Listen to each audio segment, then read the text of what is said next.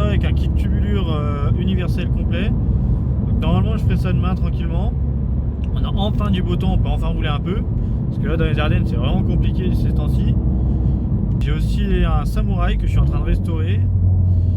Et j'aimerais bien qu'il roule, sauf que j'ai toujours des problèmes de boîte de transfert. Alors toujours la galère, ça fait déjà 3 fois qu'on la démonte. À mon avis c'est la boîte qui a vraiment un problème. Donc en ce qui concerne le Samouraï, je le laisse un peu de côté ces temps-ci. Donc je me suis vraiment consacré à la Mini. Alors pour la Mini, c'était une F56 avec un moteur 2 litres turbo, à 192 chevaux d'origine, qui est en stage 2.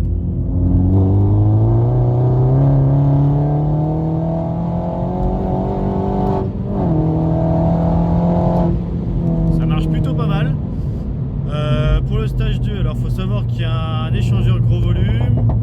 J'ai une reprogrammation à l'E85, donc je vous en parlerai après par rapport au ressenti de la voiture, le avant-après. J'ai une admission complète forge, donc l'échangeur c'est un forge aussi. J'ai une ligne d'échappement complète full tube, à savoir des katas et un tube complet à gazole. Pour ce qui concerne le passage à l'éthanol, elle pétaradait vraiment méchamment, maintenant elle pétarade beaucoup moins, c'est dû à l'éthanol.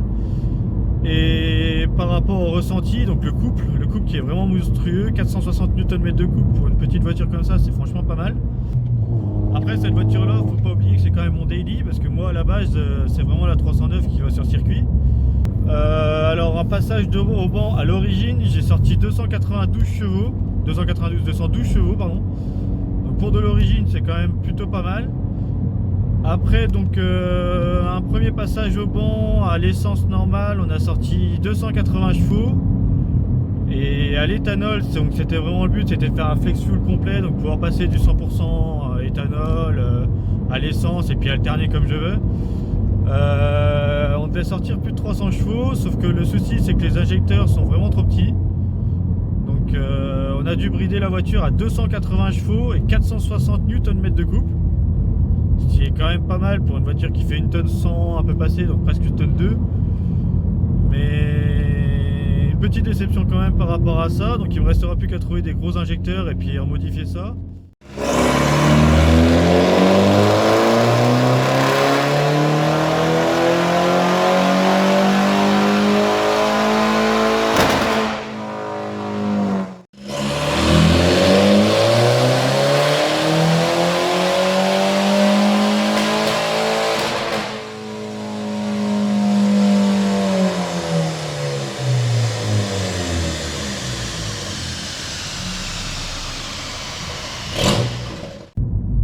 En ce qui concerne la 309, donc on aimerait bien faire une sortie circuit donc bientôt avec toute la team.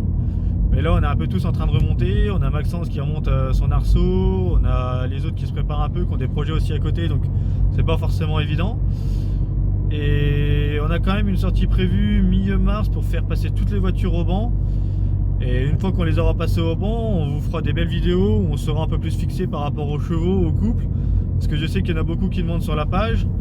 Concernant la page, donc je vous mettrai le lien dans la description, c'est la team Sanglier sur Facebook. Après pour la sortie circuit, on ne sait pas encore vraiment si on ira classe, récuillère, Folembray. On verra suivant les disponibilités de tout le monde, suivant le temps, suivant les sorties qu'il y aura aussi. Parce que forcément dans les Ardennes c'est pas forcément la chose la plus aisée de sortir sur circuit parce qu'il n'y a pas grand chose. Le peu de circuits qu'on a eu ils sont fermés. Mais on essaye quand même d'y aller régulièrement.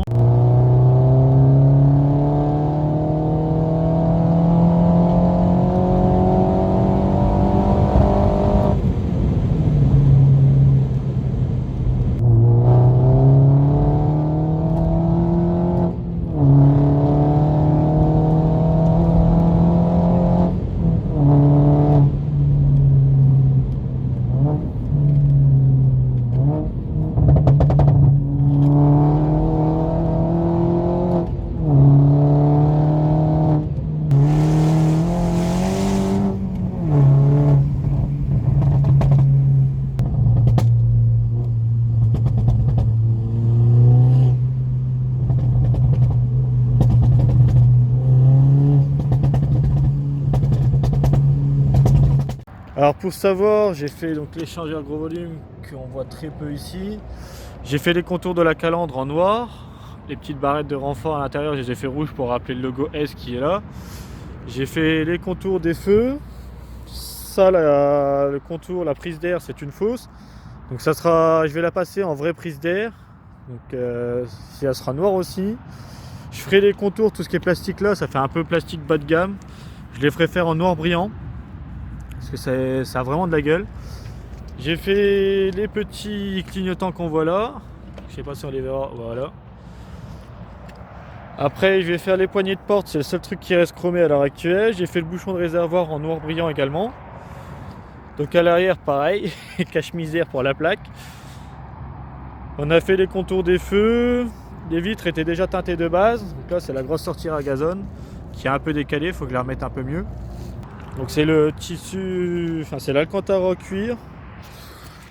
Là le volant j'aimerais bien changer pour un Alcantara parce que quand c'est l'hiver il est vraiment gelé le volant.